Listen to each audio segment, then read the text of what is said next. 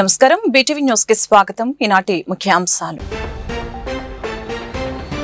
గత 14 నెలల పాలనపై మంత్రులు, కార్యదర్శులతో సీఎం చంద్రబాబు సమీక్ష.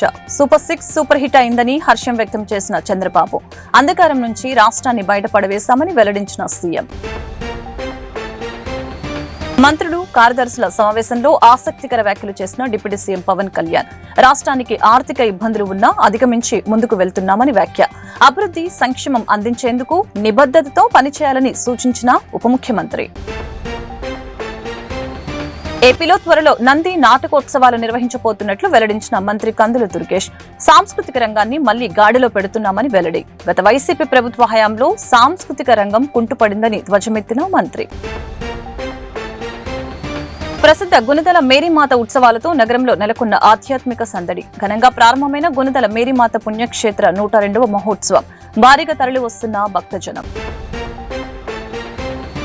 గడిచిన 19 నెలల్లో రాష్ట్రాన్ని అగాధం, అంధకారం నుంచి బయటపడవేశామని, కుప్పకూలిన వ్యవస్థల్ని తిరిగి గాడిన పెట్టగలిగామని సీఎం చంద్రబాబు స్పష్టం చేశారు. తమ ప్రభుత్వానికి సంక్షేమం, అభివృద్ధి, సుపరిపాలనే తొలి ప్రాధాన్యమని ఈ సందర్భంగా ఉద్ఘాటించారు. ప్రభుత్వం అత్యంత ప్రతిష్టాత్మకంగా అమలు చేస్తున్న సూపర్ 6 పథకాలు సూపర్ హిట్ అయ్యాయని ముఖ్యమంత్రి చంద్రబాబు తెలిపారు. ఏపీ సచివాలయంలో సీఎం చంద్రబాబు అధ్యక్షతన మంత్రులు, ప్రభుత్వ శాఖల కార్యదర్శులతో సమీక్ష సమావేశం జరిగింది. గత 19 నెలల ప్రభుత్వ పాలన, పథకాల అమలు, భవిష్యత్తు కార్యాచరణపై ఈ సమావేశంలో విస్తృతంగా చర్చించడం జరిగింది. తమ ప్రభుత్వానికి సంక్షేమం, అభివృద్ధి, సుపరిపాలనే తొలి ప్రాధాన్యమని ఈ సందర్భంగా ఉద్ఘాటించారు. ప్రభుత్వం అత్యంత ప్రతిష్టాత్మకంగా అమలు చేస్తున్న సూపర్ 6 పథకాలు సూపర్ హిట్ అయ్యాయని మంత్రి తెలిపారు. ప్రభుత్వం అత్యంత ప్రతిష్టాత్మకంగా అమలు చేస్తున్న సూపర్ 6 పథకాలు సూపర్ హిట్ అయ్యాయని ముఖ్యమంత్రి తెలిపారు. ప్రభుత్వ కార్యక్రమాలను ఎప్పటికప్పుడు సమీక్షించుకోవడం ద్వారా నిర్దేశిత లక్ష్యాలను చేరుకుంటామని, ప్రతి 3 నెలలకి ఒకసారి పనుల పురోగతిపై బేరీజు వేస్తున్నామని తెలియజేశారు. పేదలను ఆదుకోవడానికి సంక్షేమ పథకాలు ఖచ్చితంగా అవసరమే అని సీఎం చంద్రబాబు స్పష్టం చేశారు. ఒకప్పుడు కలెక్టర్స్ కాన్ఫరెన్స్ కూడా పెట్టేవాళ్లు కాదు.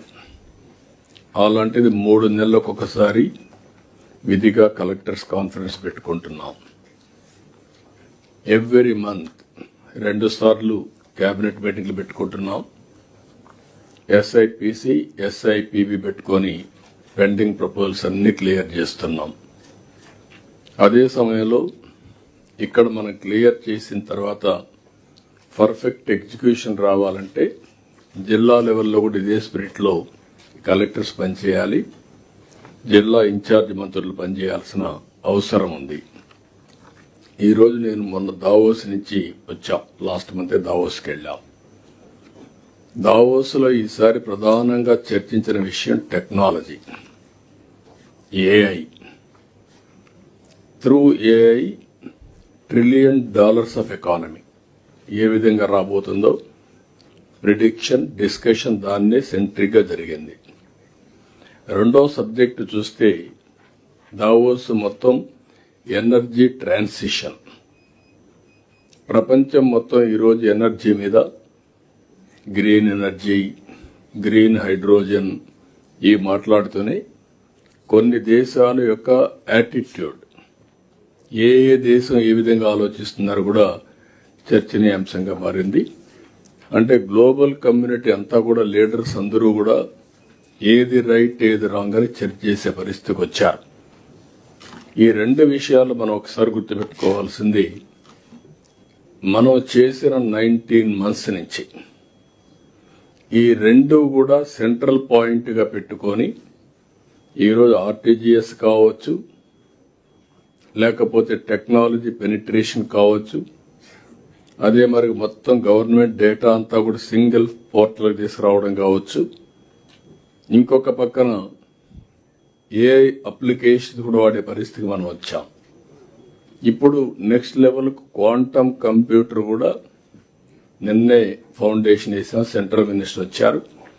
ఏ 6-7 దేశాల్లో మనది ఒక దేశం.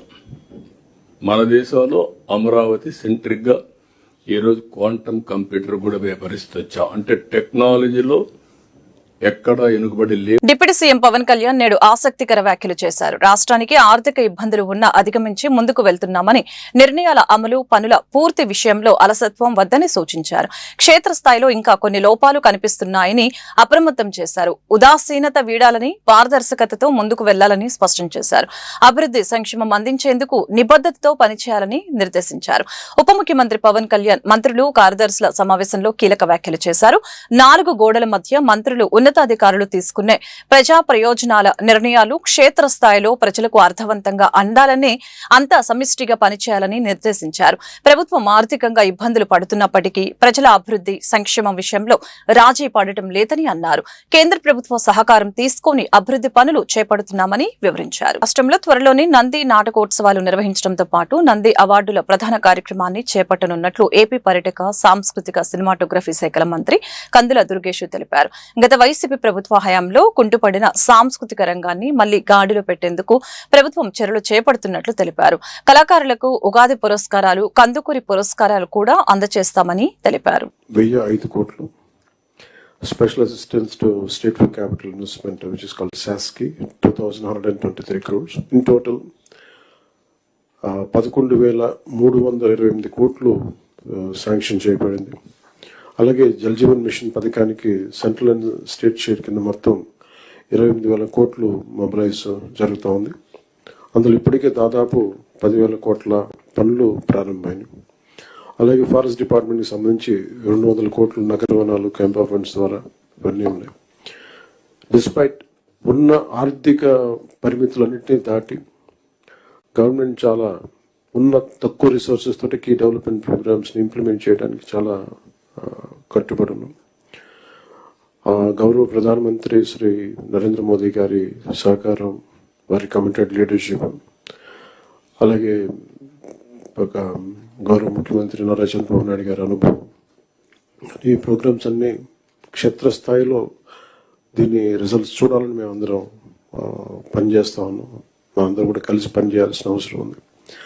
This appointment and commitment must be clearly understood by the administration. When funds are arranged with such difficulty and responsibility, there can be no excuse for failure in implementation.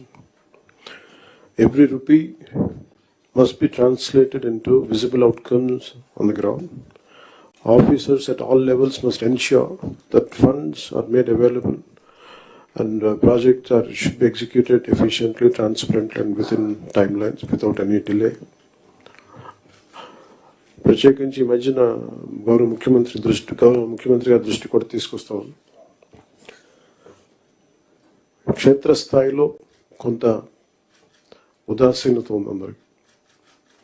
ఆ results మేము ఆంధ్రప్రదేశ్ పర్యాటక శాఖ, ఎన్టీఆర్ జిల్లా అధికారులు, మల్లెతీగ సాహిత్య సేవా సంస్థ ఆధ్వర్యంలో విజయవాడ పున్నమి ఘాట్ వద్ద బోధిసిరి బోటులో నిర్వహించిన కృష్ణా తీరం కవితాహారం కార్యక్రమంలో మంత్రి ముఖ్య అతిథిగా పాల్గొని ప్రసంగించారు.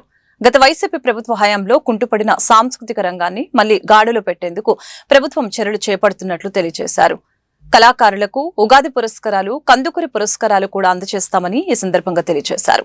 అమరావతి ఒడిలో ప్రవహించే కృష్ణమ్మకు ఈ తరం కవులు సమర్పించిన కవితా హారతిగా ఈ కార్యక్రమం నిలిచిందని మంత్రి అభిప్రాయపడ్డారు. ఏపీ, తెలంగాణ తదితర ప్రాంతాల నుంచి వచ్చిన 51 మంది కవులు కవితలు వినిపించడంతో కార్యక్రమం ఆద్యంతం ఉత్సాహంగా సాగింది. ఈరోజు రాయాలి, అది వాడు రాయకపోతే సమాజం ముందు వెళ్లి ఎప్పుడో ఒకసారి మేము చదవాలి అని తీసినప్పుడు అప్పుడు రచన లేదంటే అది అక్కడ చదవాలనుకున్న వాళ్ళ తప్పు కాదు, ఈ రోజు ఉన్న కవులు రాయకపోవడం తప్పని నేను భావిస్తాను. కాబట్టి ఆ రచయితని మనం ఎంత ప్రోత్సహిస్తే సమాజం అంత బలంగా ఉంటుంది. ఓకే, టెక్నాలజీ ఉండొచ్చు, ఎంటర్టైన్మెంట్ ఉండొచ్చు, ఎంత మనం అభివృద్ధి చెందిన చెట్టు ఎంత పెద్దగా ఎంత పూలు పండ్లు ఉన్నా కూడా రూట్స్ చాలా ఇంపార్టెంట్, ఆ వేరు. సో కవులు, సాహిత్య అనేది రూట్ అనేలాంటిది సమాజానికి. సో ఆ రూట్ ని ఎంత మనం స్ట్రాంగ్ గా పెట్టుకుంటాము, ఆ రూట్ ఎంత లోతుగా ఉంటుంది, సమాజం అంత బలంగా ఉంటుంది అని ప్రగాఢంగా నమ్ముతాను. కాబట్టి ఇటువంటి కార్యక్రమాన్ని మన జిల్లాలో చేయడానికి రాష్ట్ర ప్రభుత్వం టూరిజం డిపార్ట్మెంట్ ఎప్పుడు మనకు సపోర్ట్ చేస్తూ ఉంటుంది. ఈ boat actually tourism department minister గారిని అలాగే ఎండి గారిని అడిగిన వెంటనే గో హెడ్ అన్నారు తప్ప ఎందుకు ఏంటి అని ఒక ప్రశ్న కూడా అడగలేదు మేడం. సో అది గవర్నమెంట్ నుంచి మనకున్న సపోర్ట్. గౌరవ ముఖ్యమంత్రి కూడా ఎప్పుడు ఒకటే చెప్తుంటారు, tourism, culture, tradition, local fares and festivals మనం ఎంత ప్రమోట్ చేస్తే అంటే టూరిజం ఎకానమీ పెరుగుతుంది. దానివల్ల కేవలం కల్చరే కాదు, మన ఎకానమీ కూడా పెరుగుతుంది. మనము ఆర్థికంగా కూడా అభివృద్ధి చేయడానికి మంచి దోహదపడుతుందని సార్ ఎప్పుడు టూరిజంకి చాలా ఇంపార్టెన్స్ ఇస్తుంటారు. కాబట్టి ఇటువంటి కార్యక్రమాన్ని ముందుకు తీసుకెళ్లాలని ఎన్టీఆర్ నిర్ణయించినప్పుడు మల్లెతీగ అలాగే వీళ్ళ సంఘ సంస్థలందరూ కవులందరూ ముందుకు రావడము, అదే నేపథ్యంలో మనం జాతీయ సాంస్కృతిక కార్యక్రమాన్ని ఒకటి నిర్వహించుకున్నాము. అక్కడ దాదాపు 700 మంది కవులు వచ్చి సో వాళ్ళ ఆలోచనల్ని మనకు ఇచ్చి ఎంతో చైతన్యపరిచి వెళ్ళారు. అదే స్ఫూర్తితో ఆ కార్యక్రమాన్ని ప్రతి యాన్యువల్ ఈవెంట్ గా చేయడం. కృష్ణమ్మకి జలహారతినివ్వడం చూసాం, కానీ అక్షర హారతినివ్వడం ఇది చరిత్రలో మొదటిసారి. ఇటువంటి వేదికలు మరెన్నో కల్పించాలి. ఎందుకంటే ఈ రోజున మనం చూస్తున్నాం, తెలుగు భాషని బ్రతికించుకోవడానికి తెలుగు నేలపైన సభలు పెట్టుకోవాల్సిన పరిస్థితికి మనం ఈరోజు వచ్చాం. ఇంత గొప్ప సాహిత్యాన్ని, సాహితీకారులని, కవితలని, కవులని గౌరవించుకోవడానికి ఇంత గొప్ప వేదికని కల్పించడం చాలా అవసరం. వారి యొక్క కవితలు వినే అవకాశం రావడం కూడా మనందరి అదృష్టం.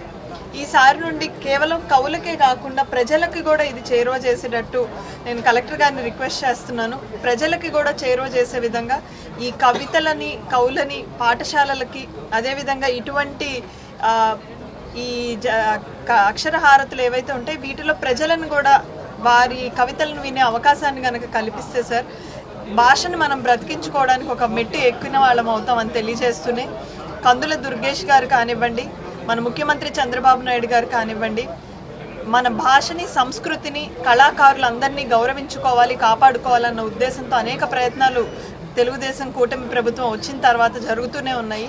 అందులో భాగంగా ఇటువంటి ఉత్సవాలన్నీ కూడా ఇంకా పెంపొందింపబడు. కృష్ణా తీరం కవితాహారం ఈ శీర్షికతో ఒక కవి సమ్మేళనం పెట్టాలని అనుకున్నప్పుడు ఎన్టీఆర్ జిల్లా కలెక్టర్ గారు మల్లెతీగ సాహిత్య సేవా సంస్థకి సహకారం అందిస్తారు. సాహిత్యం ఈనాటితో అంతరించిపోకుండా భవిష్యత్ తరాలకు అందించే ఒక వినూత్న ప్రయత్నం ఈ కార్యక్రమం. ఈ కవితా సమ్మేళనం మొత్తాన్ని ఒక వీడియో డాక్యుమెంట్ చేసి ముంతరాలకి భద్రపరిచేందుకే ఈ కవి సమ్మేళనం ఏర్పాటు చేసాం. జనరల్గా బయట హాల్లో పెడుతుంటారు. ఒక మంచి ప్రయత్నంగా వినూత్నంగా చేయాలని ఈ పడవలో ఈ కవిత్వ సమ్మేళనం ఏర్పాటు చేసాం. మల్లెతీగ సాహిత్య సేవా సంస్థ గతంలో ఎన్నో ఇలాంటి కార్యక్రమాలు చేసింది. ఆ భాగంలో అందులో భాగంగానే ఈ కార్యక్రమాన్ని ఇక్కడ నదిలో ఏర్పాటు చేయడం జరిగింది. ఈ కార్యక్రమానికి గౌరవ కలెక్టర్ గారు, తర్వాత పొడపాటి తేజస్వి గారు వచ్చారు. సగం కార్యక్రమం అయిపోయింది. తర్వాత కార్యక్రమం జరగబోతుంది. తర్వాత కార్యక్రమానికి గౌరవ మంత్రివర్యులు గారు గుణదల మేరీమాత పుణ్యక్షేత్ర 102వ మహోత్సవాలు నేటి నుంచి వైభవంగా ప్రారంభమయ్యాయి. విజయవాడ కేథోలిక పీఠం బిషప్ తెలగతోటి రాజారావు, మోన్సిన్యోర్ ఫాదర్ మువ్వల ప్రసాద్, గుణదల పుణ్యక్షేత్రం రెక్టర్ ఏలేటి విలియం జయరాజు తదితర గురువులు జ్యోతి వెలిగించి వేడుకలకు అంకురార్పణ చేశారు. మత పెద్దలు ప్రారంభం సందర్భంగా పవిత్ర సమిష్టి దివ్య పూజాబలి సమర్పించి భక్తులకు దివ్య సత్ప్రసాదం అందజేశారు. దక్షిణ భారతదేశంలో ప్రసిద్ధిగాంచిన గుణదల మేరీమాత వార్షిక మహోత్సవాలు అత్యంత వైభవంగా ప్రారంభమయ్యాయి. దక్షిణ భారతదేశం నలుమూలల నుంచి భక్తులు తరలివచ్చే ఈ 3 రోజుల ఉత్సవాలను విజయవాడ కేథోలిక్ పీఠం బిషప్ తెలగతోటి జోసెఫ్ రాజారావు జ్యోతి ప్రజ్వలన చేసి అధికారికంగా ప్రారంభించడం జరిగింది.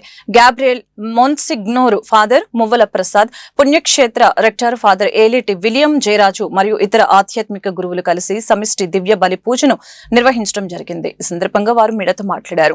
భక్తులందరూ మరియమాత చల్లని దీవెనలు పొందాలని ఈ సందర్భంగా ఆకాంక్షించారు. అలాగే ఉత్సవాల నేపథ్యంలో భారీ సంఖ్యలో భక్తులు తరలి వస్తూ ఉండటంతో ఆలయ కమిటీ మరియు పోలీసులు విస్తృత ఏర్పాట్లు చేశారు. కొండపైకి వెళ్లే మార్గమంతా భక్తుల ప్రార్థనలతో ఆధ్యాత్మిక శోభను సంతరించుకుంది. గుణదల లూర్దుమాత ఉత్సవాలు ప్రారంభించాం. కానీ ఈరోజు చివరి 3 రోజులు చాలా ముఖ్యమైన ప్రార్థనలతో దివ్య పూజలతో ఈ ఉత్సవాలు కొనసాగిస్తున్నాం. ఈరోజు దివ్య పూజకు చాలామంది భక్తులు విచ్చేశారు. మాకు ప్రత్యేకమైన చాలా ఇది ప్రార్థనా సమయం. అందుకే భక్తులు మా మేత్రాసనం నుండి, అంటే విజయవాడ నుండి, అదేవిధంగా మిగిలిన రాష్ట్రాల నుండి చాలామంది ఇందులో పాల్గొంటూ ఉంటారు. గత 102 సంవత్సరాల నుంచి ఈ ఉత్సవాలు జరుగుతూ ఉన్నాయి. ప్రతి సంవత్సరం భక్తుల సంఖ్య పెరుగుతూ వచ్చింది, వస్తూ ఉంది. ఈ సంవత్సరం కూడా దగ్గర 10-12 లక్షల మంది వస్తారని మేము అంచనా వేస్తున్నాం. ఈ పూజల్లో చాలామంది గురువులు, ముఖ్యంగా కథోలిక గురువులు విజయవాడ, గుంటూరు, అదేవిధంగా ప్రక్కనున్న మేత్రాసాల నుంచి వస్తూ ఉన్నారు. ఇది మా అందరికీ చాలా శుభమైన మంచి కార్యం. అదేవిధంగా మేమే కాదు, వాళ్ళే కాదు, ఇక్కడున్న చుట్టుప్రక్కల ఉన్న భక్తులు కూడా ఇక్కడికి వచ్చి ఇందులో పాల్గొంటూ ముఖ్యంగా మరియమాత దీవెనల ద్వారా తమకు కావలసిన అనుగ్రహాలను కోరుతూ ఉన్నారు. రోజు రోజుకు ఈ భక్తి పెరుగుతూ ఉంది. అది మాకు చాలా ముఖ్యమైన విషయం. ఎందుకంటే ఈ రోజుల్లో ప్రపంచంలో ప్రజల్లో ఆధ్యాత్మికత తక్కువైపోయింది. ఆధ్యాత్మికత లేకుంటే మన జీవితాలు బాగుపడవు. అందుకని దేవుని వైపు మన మనసులు మరల్చాలని మరియమాత మనందరినీ దేవుని వైపు మరలుస్తుంది. ఏక దేవునికి స్తోత్రాలు, మరియ తల్లికి వందనాలు. ప్రతి సంవత్సరం ఈ 9, 10, 11 తేదీల్లో గుణదల మాత మహోత్సవాలు దేవునికి స్తోత్రంగాను మహిమకరంగాను మానవాళ్ళందరికీ కూడా దీవెనకరంగా మరియ తల్లి యొక్క ప్రార్థన ద్వారా జరుపుకోవడం అనేటువంటిది గుణదలో ఉన్నటువంటి ఆనవాయితీ. మరి ప్రారంభించుకున్నాం ఈరోజు ప్రార్థనలు, పూజల ద్వారా దేవునికి ఆరాధనలు చెల్లించడం ద్వారా. అయితే ఈ ప్రార్థనలో ప్రధానంగా దురదృష్టకరమైనటువంటి అంశాలు ఏంటంటే భర్త నుండి అనగా తల్లి ప్రసవించిన దగ్గర నుంచి కూడా కొంతమంది పిల్లలు చాలా అక్యూట్ డిసీజెస్తో పుడుతూ ఉన్నారు.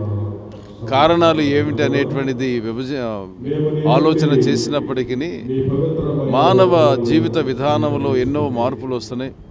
అనారోగ్యకరమైనటువంటి అంశాలు ఎన్నో వస్తున్నాయి.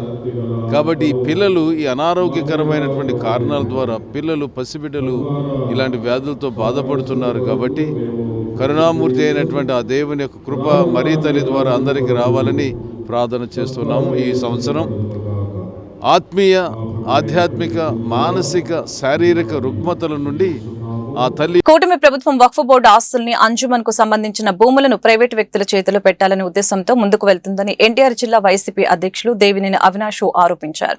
దీనిని వైఎస్ఆర్సీపీ మైనార్టీ విభాగం తీవ్రంగా వ్యతిరేకిస్తుందని అన్నారు.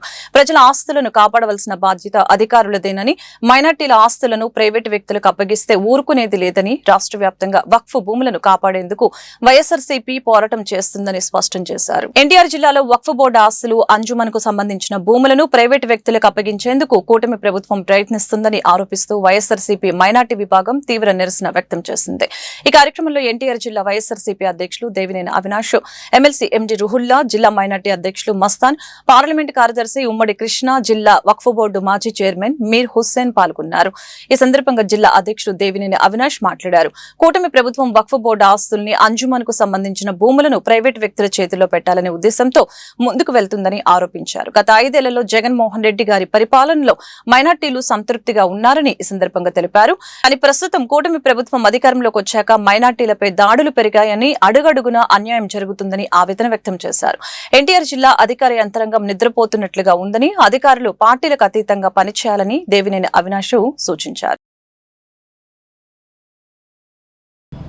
ఆధ్వర్యంలో అధ్యక్షులు మస్తాన్ గారు ఒక నాయకత్వంలో సోదరులు, ఆత్మీయులు ఎమ్మెల్సీ రుహుల్లా గారు, అదేవిధంగా ఎన్టీఆర్ జిల్లా మైనార్టీ మా ఒక పార్టీ కార్యవర్గ సభ్యులు కానివ్వండి, రాష్ట్ర కార్యదర్శులు, అనుబంధ సంఘ అధ్యక్షులు, మైనార్టీ ముఖ్య నాయకులు, డివిజన్ అధ్యక్షులు ప్రతి ఒక్కరి గారు ఈరోజు కలెక్టర్ గారి కార్యాలయంలో జాయింట్ కలెక్టర్ గారికి ఈ రాష్ట్రంలో కూటమి ప్రభుత్వం వచ్చిన తర్వాత ఏదైతే వక్ఫ్ బోర్డు ఆస్తులు కానివ్వండి, అంజుమాన్ సంబంధించిన భూములు కానివ్వండి, ఇవన్నీ గారా ప్రైవేట్ వ్యక్తుల చేతిలో పెట్టే విధంగా ఈరోజు కూటమి ప్రభుత్వం తీసుకుంటున్న అడుగులు కానివ్వండి, తీసుకుంటున్న నిర్ణయాలు కానివ్వండి వ్యతిరేకిస్తూ ఈరోజు ఒక రిప్రజెంటేషన్ కలెక్టర్ గారికి, పైన ఉన్న మైనార్టీ శాఖ మంత్రి గారికి కానివ్వండి, ముఖ్యమంత్రి చంద్రబాబు నాయుడు గారికి కానివ్వండి, వాళ్ళందరికి గారా ఇవ్వాలని చెప్పని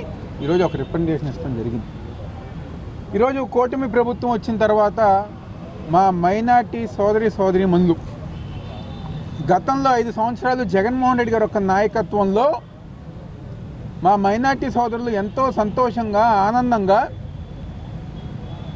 వాళ్ళకు సంబంధించిన ప్రతి కార్యక్రమం కానివ్వండి, వాళ్ళ ఇంట్లో సంబంధించిన సంక్షేమ కార్యక్రమాలు కానివ్వండి, వాళ్ళ ప్రాంతానికి సంబంధించి అభివృద్ధి కార్యక్రమాలు కానివ్వండి, మసీదులకు అభివృద్ధి కోసం కానివ్వండి, వాళ్ళ భూములకి రక్షణ కల్పిస్తంలో కానివ్వండి, ఇమాం మౌజాన్లకి వాళ్ళకి ఏదైతే జీతాలు ఇస్తాం కానివ్వండి, వీళ్ళకి గౌరవం. ఈరోజు ఆంధ్రప్రదేశ్లో ఒక దొంగల రాజ్యం, దోపిడీల రాజ్యంలా నడుస్తుంది. దేనికంటే అమరావతిలో చంద్రబాబు నాయుడు 50,000 ఎకరాలు ఫూలింగ్లో తీసుకున్నారు. 50,000 ఎకరాలు తీసుకున్నారుగా. ఇంకా సరిపోతే ఇంకా తీసుకోండి. అంతేగాని మన మైనార్టీలు వక్ఫ్ బోర్డ్ ఆస్తుల మీద మీ కన్ను దేని పడింది? మీరు ఎలక్షన్లో ఏం చెప్పారు? ప్రతి మైనార్టీ కుటుంబంకి నేను ఒక పెద్ద కొడుకులా ఉంటానన్నారు. దోచుకోవడానికి ఉంటున్నారు మీరు ముస్లిం సమాజానికి మీరు జవాబు చెప్పాల్సిన బాధ్యత మీకుంది. కుటుంబ ప్రభుత్వానికి అంజుమా మాస్తి ఎప్పుడో మా పూర్వీకులు, మా పెద్దలు రేపు రాబోయే రోజుల్లో మా మైనార్టీ పరిస్థితులు ఎలా ఉన్నదని ఏంటంటే 72 ఎకరాలు మంగళగిరిలో ఇస్తే అది దోచేయడానికి, అంటే అక్కడ ఒక ఐటీ హబ్ నిర్వహించడానికంట మీరు తీసుకున్నారుగా. 50,000 ఎకరాలు తీసుకున్నారుగా. మీకు ఇంకా కావాలంటే అమరావతి తీసుకోండి. ముస్లిం స్థలాలు, మైనార్టీ స్థలాలు, వక్ఫ్ బోర్డ్ స్థలాలు వాడండి. దేనికి వాడండి? మంచి వక్ఫ్ బోర్డ్ అందరికీ నమస్కారం. నేను ఎన్టీఆర్ జిల్లా మైనార్టీ ప్రెసిడెంట్ మస్తాన్ని మాట్లాడుతున్నా. అయితే గత కొన్ని రోజులుగా మేము చాలా ఇబ్బంది పడుతున్నాం. ఎందుకంటే ఇస్లామీ అంజుమన్ ఆస్తులు కొన్ని వందల ఎకరాలు ఉంటే దాన్ని కబ్జా చేయడానికి ఈ వక్ఫ్ చట్టం వచ్చిన తర్వాత, కూటమి ప్రభుత్వం తీసుకొచ్చిన తర్వాత మా ఎన్నో మద్రసాలు కానీ మసీదులు కానీ ఆక్రమణలు జరుగుతున్నాయి.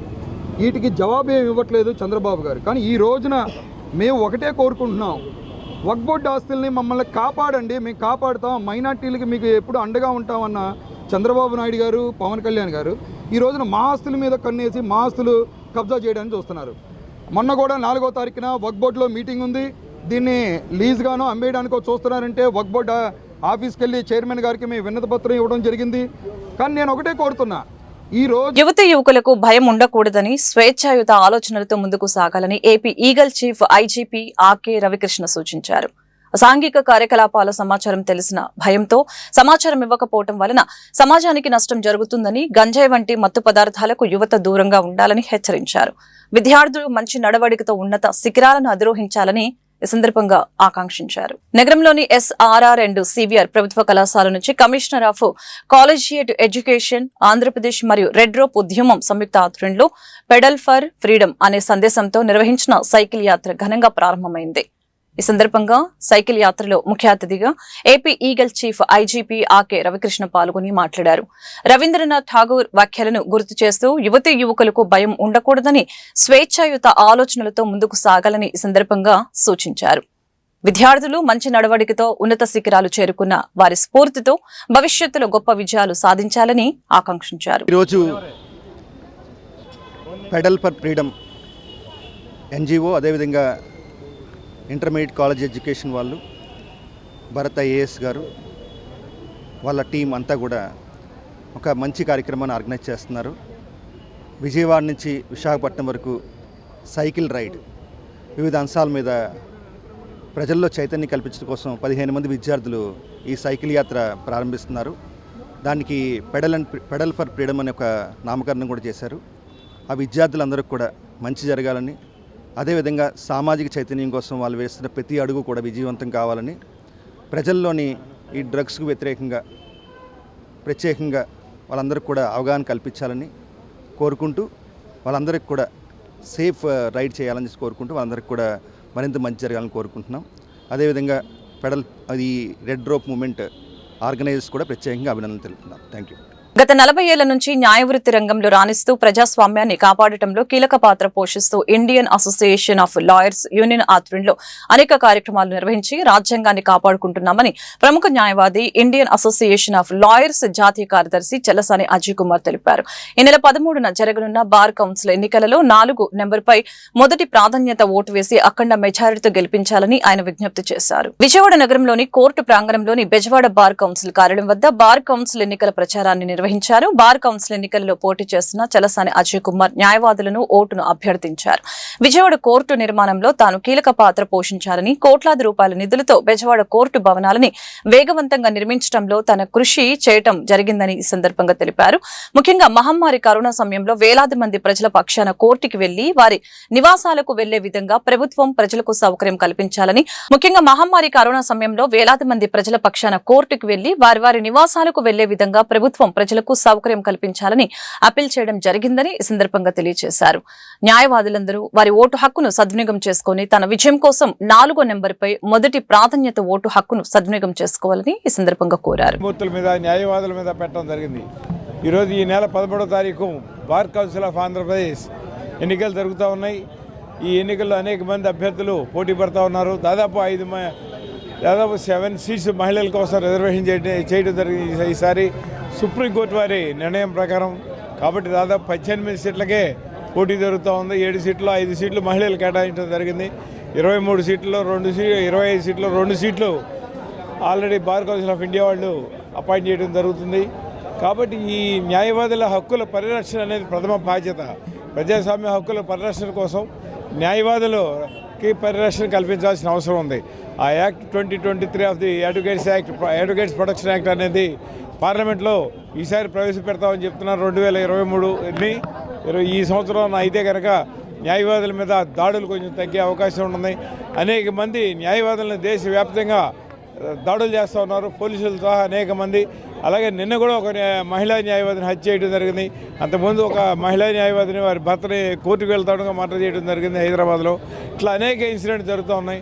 వీటన్నిటి నుంచి రక్షణ కల్పించడం కోసం అడ్వకేట్స్ ప్రొటెక్షన్ యాక్ట్ అమలు జరపాలని చెప్పి బార్ కౌన్సిల్ లాస్ట్ టైం తీర్మానం చేయడం జరిగింది. అలాగే మన దాదాపు 25 సంవత్సరాల నుంచి ఇండియన్ అసోసియేషన్ ఆఫ్ లాయర్స్ తరఫున విజయవాడలో అందరికీ కూడా మంచినీళ్ళు అందజేయడం జరుగుతూ ఉంది. అలాగే ప్రతి సంవత్సరం బటర్ మిల్క్ క్యాంప్ ఒకటి పెడుతున్నాం సమ్మర్లో. అలాగే ప్రతి సంవత్సరం అనేక ఏబిఏ ఎగ్జామ్ కానీ వాళ్ళకి మోడల్ ఎగ్జామినేషన్ కానీ, అలాగే మ్యాజిస్ట్రేట్స్కి మోడల్ ఎగ్జామినేషన్ కానీ, అలాగే ఏపీపీ మోడల్ ఎగ్జామ్స్ కానీ ఇట్లా అనేక రకాలు కార్యక్రమాలని Indian association of lawyers junior education promote చేయడం కోసం, జూనియర్ ఎడ్యుకేషన్ని పరీక్షలకు సన్నద్ధం చేయడం కోసం కృషి చేస్తూ ఉంది. ఇవన్నీ కూడా మన ఇండియన్ అసోసియేషన్ ఆఫ్ లాయర్స్ ద్వారా రాష్ట్రంలోని పెట్రోల్ బంక్ డీలర్ల సమస్యల పరిష్కారమే లక్ష్యంగా Andhra Pradesh Indian oil dealers association ఏర్పాటు చేసినట్లు నూతన అధ్యక్షులు గుడివాక శ్రీనివాసరావు పేర్కొన్నారు. చమురు సంస్థలు అగ్రిమెంట్ కి విరుద్ధంగా వీసాట్, మెయింటెనెన్స్ వంటి ఖర్చులను డీలర్ల ఖాతాల నుంచి అక్రమంగా కట్ చేస్తున్నారని, ఇలా దాదాపు 750 కోట్లు వసూలు చేశారని ఆరోపించారు. ఈ సమస్యపై ప్రధాని మోదీని కలిసి విన్నవిస్తామని, అవసరమైతే ఢిల్లీలో ధర్నా చేపడతామని ఆయన హెచ్చరించారు. పోరంకిలోని ఎస్ఎన్వి కన్వెన్షన్ లో Andhra Pradesh Indian oil dealers association వ్యవస్థాపక దినోత్సవం మరియు రాష్ట్ర స్థాయి నూతన కార్యవర్గ ఎన్నిక ఘనంగా నిర్వహించారు. ఈ సందర్భంగా అసోసియేషన్ రాష్ట్ర అధ్యక్షునిగా ఎన్నికైన గుడివాక శ్రీనివాసరావు మాట్లాడారు. గత 10 ఏళ్లుగా డీలర్ మార్జిన్ పెరగకపోవడం, పెరిగిన కరెంటు బిల్లులు మరియు నిర్వహణ ఖర్చులతో డీలర్లు తీవ్రంగా నష్టపోతున్నారని ఆయన ఆవేదన వ్యక్తం చేశారు. ఈ సమస్యలపై ప్రధాని మోదీని కలిసి విన్నవిస్తామని, అవసరమైతే ఢిల్లీలో ధర్నా చేపడతామని ఆయన హెచ్చరించారు. అనంతరం మాజీ అధ్యక్షులు బివిఎన్ ప్రసాద్ మాట్లాడుతూ, నూతన అధ్యక్షులు శ్రీనివాసరావు గతంలో ఐఏఎస్ అధికారిగా పనిచేసిన అనుభవం ఉన్నవారని, వారి పరిపాలన దక్షత మరియు చట్టపరమైన అవగాహన డీలర్ల సమస్యల పరిష్కారానికి ఎంతో దోహదపడతాయని ఆశాభావం వ్యక్తం చేశారు. దేశవ్యాప్తంగా డీలర్లకు రావాల్సిన సుమారు 1800 కోట్ల బకాయిలను ఆయన ఇప్పించగలరని విశ్వాసం వ్యక్తం చేశారు. కృష్ణా జిల్లా అధ్యక్షులు చుంచు నరసింహారావు మాట్లాడుతూ, ఆయిల్ కంపెనీల డీలర్లపై ఒత్తిడి తెస్తూ బలవంతంగా టార్గెట్లు విధించడం, నెలాఖరులో ఆయిల్ డంపింగ్ చేయడం వంటి చర్యలకు పాల్పడుతున్నారని ఈ సందర్భంగా మండిపడ్డారు. కార్యక్రమంలో association secretary Rajasekhar Reddy, treasurer Krishnamurthy మరియు 26 జిల్లాల ప్రతినిధులు పాల్గొన్నారు. వచ్చిన కస్టమర్ కూడా చాలా లూజ్గా మాట్లాడతాడు పెట్రోల్ బంక్ యాజమాన్యం మీద అని, వర్కర్స్ మీద అని. ఎందుకంటే వాళ్ళు అనాదిగా అట్లా కాంప్రమైజ్ అయిపోయారు బంకుల వాళ్ళు కూడా. అయితే ఈరోజు మనం ఇలా అసోసియేషన్ ఫామ్ అవడానికి కారణం, మాకు అనాదిగా చాలా సమస్యలు ఉన్నాయి. అందులో ముఖ్యంగా చూసుకుంటే మా డీలర్ మార్జిన్, ఒక 10 ఏళ్ల క్రితం మా డీలర్ మార్జిన్ ఎంత ఉందో ఇవాళకి అదే ఉంది. డీలర్ మార్జిన్ అంటే మాకు వచ్చే లాభం, 1 లీటర్ పెట్రోల్ అమ్మితే వచ్చే లాభం, 1 లీటర్ డీజిల్ అమ్మితే వచ్చే లాభం, అది 10 ఏళ్ల క్రితం ఎంత ఉందో ఇప్పటికీ అంతే ఉంది. మేము రకరకాల ప్లాట్ఫామ్స్ ద్వారా పైన ఐఓసిఎల్ కంపెనీ వారికి ఎన్ని రకాలుగా తెలియజేసినా దాన్ని అసలు ఎటువంటి బాధ్యతగా పట్టించుకోకుండా అసలు పెద్ద సమస్యే కాదన్నట్టుగా ఈ oil marketing companies 3 IOC, BPC, HPCL వీళ్ళ ముగ్గురికి మినిస్ట్రీ ఆఫ్ పెట్రోలియం కింద పనిచేస్తాయి.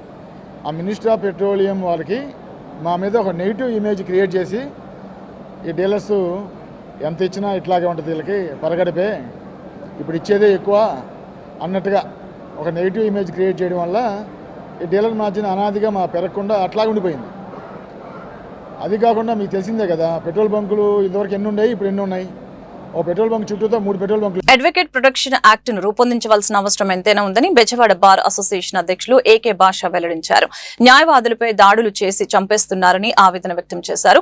అడ్వకేట్ స్వప్న దాడి నేపథ్యంలోనే ప్రాణాలు కోల్పోయిందని అన్నారు. కేవలం పోలీసుల వైఫల్యం వల్లనే ఆమెపై దాడి జరిగిందని వెల్లడించారు. సోమవారం బెజవాడ బార్ అసోసియేషన్ న్యాయవాదులు న్యాయవాది స్వప్న హత్యకు నిరసనగా కోర్టు విధులను బహిష్కరించి కొవ్వొత్తుల ప్రదర్శన చేపట్టారు. ఈ సందర్భంగా బెజవాడ బార్ అసోసియేషన్ అధ్యక్షులు ఏకే భాష మాట్లాడుతూ న్యాయవాది వృత్తిలో న్యాయం కోసం పోరాటం చేస్తున్న న్యాయవాదులపై దాడులు చేసి చంపుతున్నారని అన్నారు.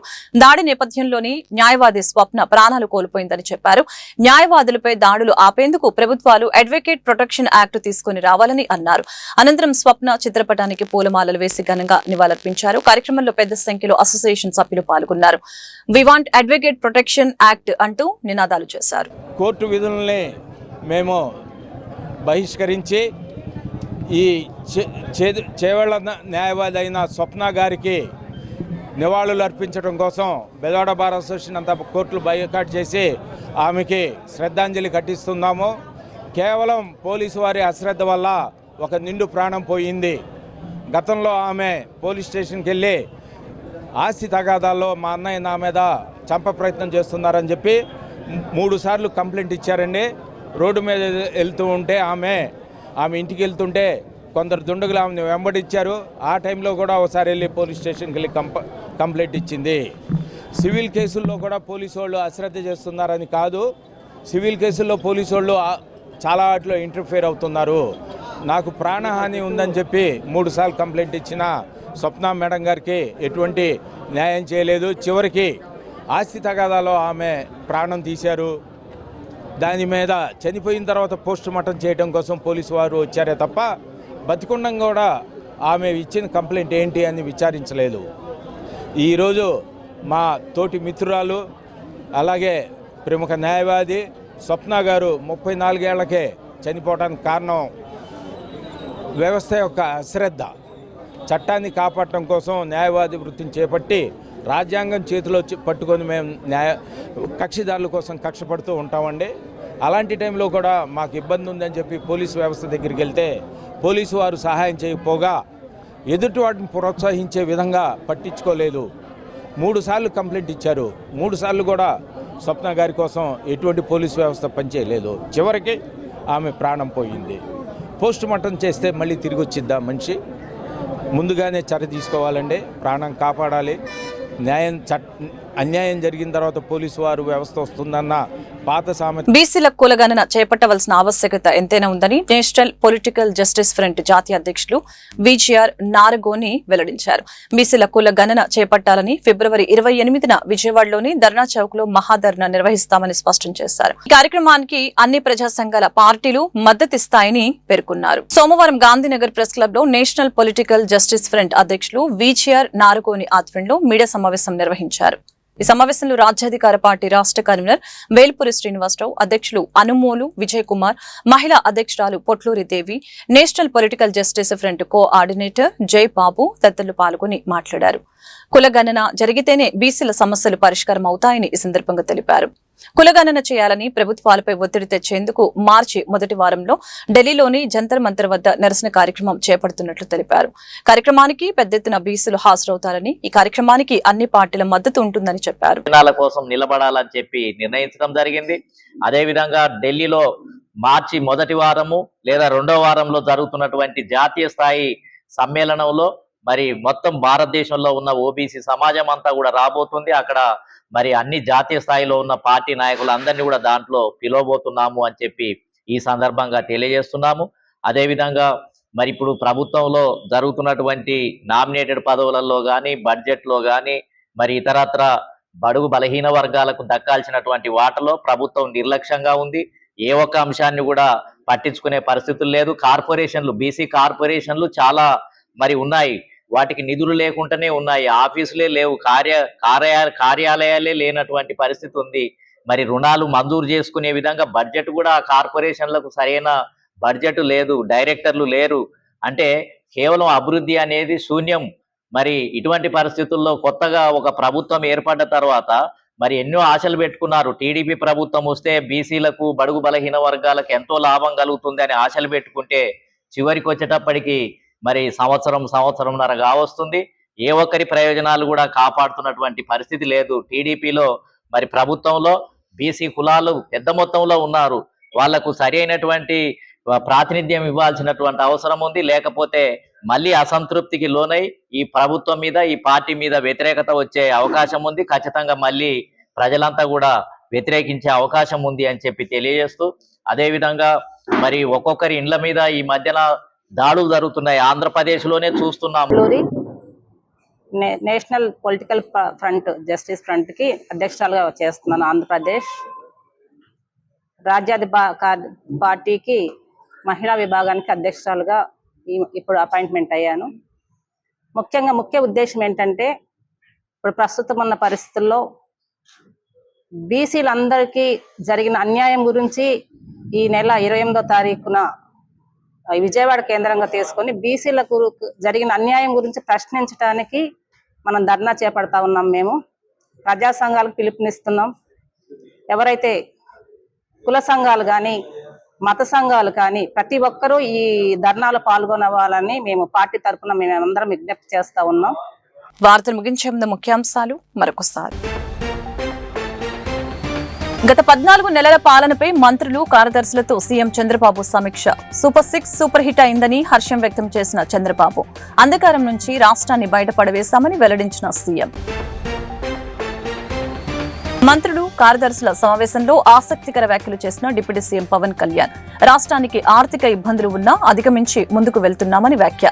అభివృద్ధి, సంక్షేమం అందించేందుకు నిబద్ధతతో పనిచేయాలని సూచించిన ఉప ముఖ్యమంత్రి. ఏపీలో త్వరలో నంది నాటకోత్సవాలు నిర్వహించబోతున్నట్లు వెల్లడించిన మంత్రి కందుల దుర్గేష్, సాంస్కృతిక రంగాన్ని మళ్లీ గాడిలో పెడుతున్నామని వెల్లడి. గత వైసీపీ ప్రభుత్వ హయాంలో సాంస్కృతిక రంగం కుంటుపడిందని ధ్వజమెత్తిన మంత్రి.